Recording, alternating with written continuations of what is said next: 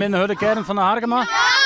Je bent nog geen stadionverbod? Nee, gelukkig niet. Het is haast 10 jaar geleden dat er een Friese club op het hoogste amateurniveau aan het acteren weer. En dus is er nou weer een mogelijkheid om historie te schreeuwen. De eerste wedstrijd wie 2-2.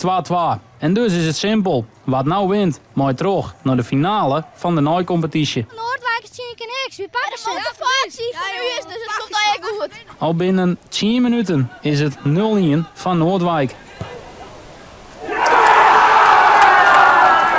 In de tweede helft de eigen op Kian Visser. Haast 40 goals in de tweede divisie. En ik nou maakt het hij de 1-1.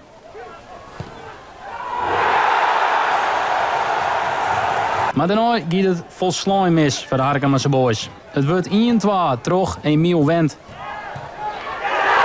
Ja, kut. Ik denk dat je een 2-2 uit is een goede resultaat. En dan denk ik het hier af te maken met het publiek erachter en een goed voetballende ploeg. Het kon een historische wedstrijd worden. Voor het eerst in 10 jaar weer een Friese club op het hoogste amateurniveau. Maar het slagen Harkemase boys net. Het was 3-1 voor Noordwijk. En dus moeten ze oren hier weer op een nieuwe ziekje om het hoogste niveau dan wat te helpen.